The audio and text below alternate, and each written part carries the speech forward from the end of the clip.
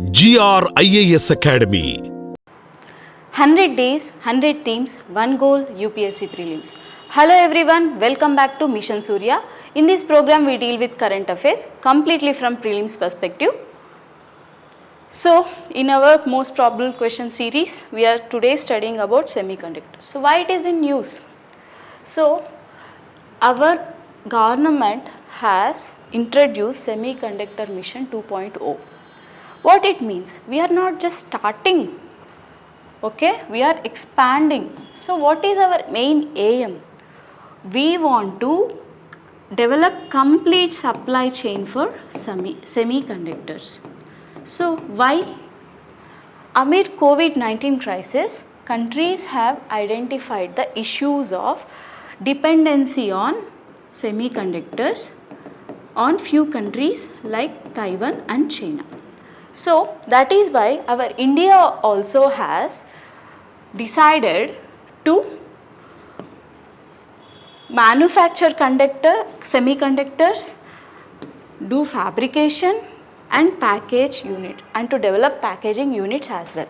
That means they want to develop complete supply chain for semiconductors in order to reduce the imports and as well as increase the domestic manufacturing facilities. So, that is called semiconductor ecosystem, okay? Complete manufacturing ecosystem for semiconductors. So, it is under the mighty Ministry of Electronics and IT.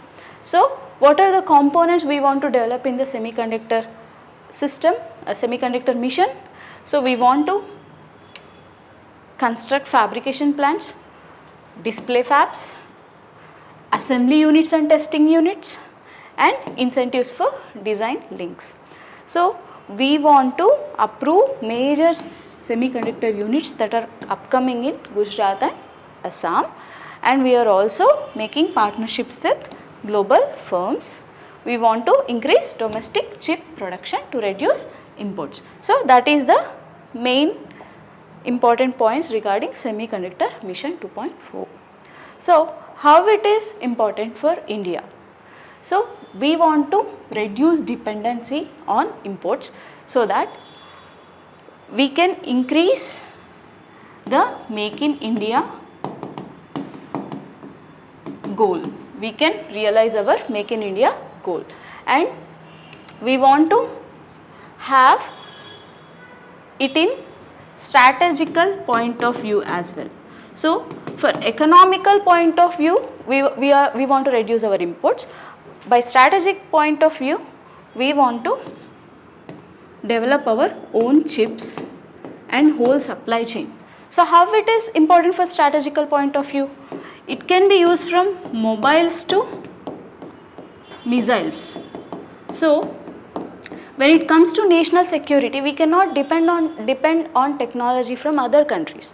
So, that is the reason why we want to develop our own semiconductor manufacturing units till supply, and we want to become supply chain units. We want to be part of global supply unit. So, that is the main aim of semiconductor mission 2.0. And there is also ongoing chip war, which is mainly between countries like US and EU. They are also investing heavily on this semiconductor in ecosystems. So, there are few challenges also to develop this. So, one is it requires high investment, and we are dependent on technology on other countries, and we don't have skilled workforce regarding this technology, and there is a long waiting period. So, these are the challenges for our units. And then comes our next topic, Global Biofuels Alliance. So, what is this alliance? So, there is a instability in oil supply chain. So, in order to counter that, we have launched the Global Biofuels Alliance. So, what is it? It is an international alliance which was launched during G20 Summit 2023, and it is led by India along with countries like US and Brazil. So, we want to promote biofuel adoption and cooperation globally. So, What is the reason we want to do it? Not only for ecosystem, but also it will be sustainable, and there is a E20 blending goal of India that also can be realized with this. So it want to develop global standards for biofuels. So ethanol blending is the goal of India, so that can be realized with this alliance, and we want to provide a platform for policy coordination, and this alliance will encourage investment in the infrastructure related to biofuels. It will also help our farmers. Why? How it helps our farmers? It increases the demand for sugarcane and maize. Why?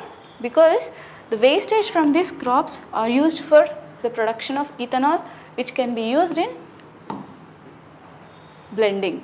So that is how it will help us farmers as well, and it will reduce the import dependency, and for our goal of transition to clean energy also can be realized. So how it is important globally? It will help us to achieve climate goals, and we can have different energy sources. Means if we are getting access for biofuels, we can reduce our imports on oil and gas, CNG or any other fuels. So when we have different form of fuels, we don't depend on single fuel. So there are always challenge in any, and there is a room for improvement, right? So there is a food versus fuel debate. So if we are using sugarcane and maize for fuel, so it is not available for food.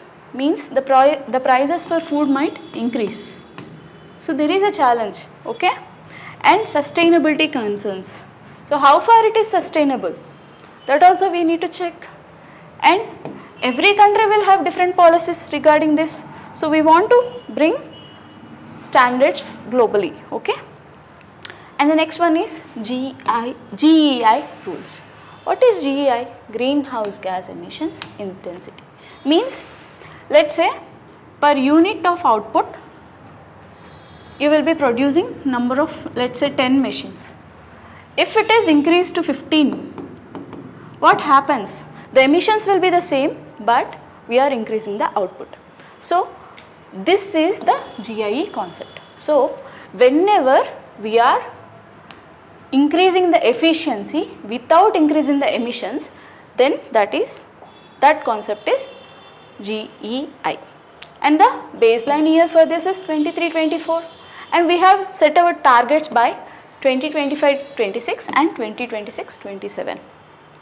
Means they have to reduce the emissions relative to these levels. So that is the GEI rules. Okay, who is the nodal body for this? BEE is the nodal body for GEI. So they implement, and it comes under Environment Ministry. Sorry, it does not come under Environment Ministry. That is the important point here to note. It comes under Ministry of Power. Okay. So CPCB, it enforces the rules to comply these rules.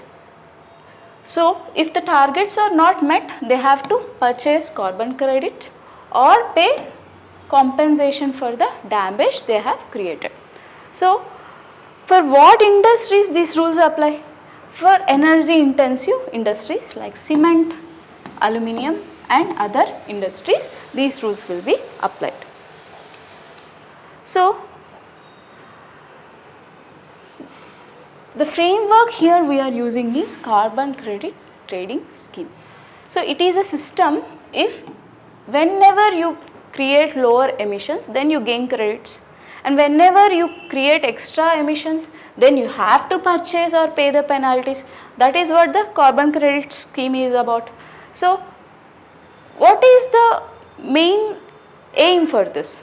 We want to move from energy efficiency to carbon efficiency. Means we want to reduce the pollution levels whenever any products are produced. So that is the main idea of this rules, and we want to create a market for this carbon trading so that people are encouraged to decarbonize. Okay.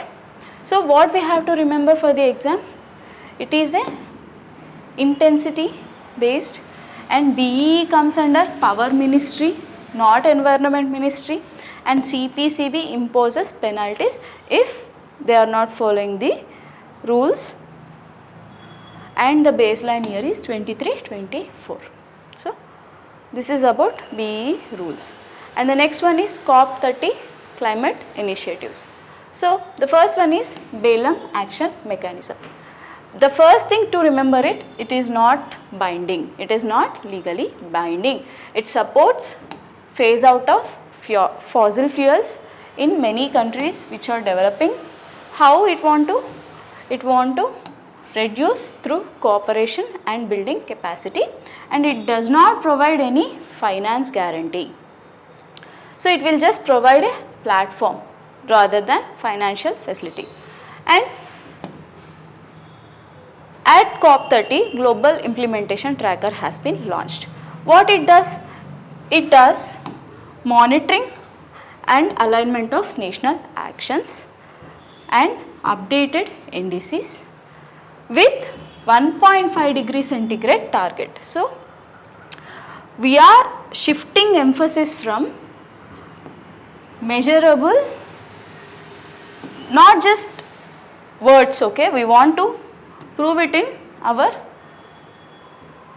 actions. So that is why from commitments to we are moving to implementation. So that is the main aim of the COP30 initiative, Belem action mechanism. Okay.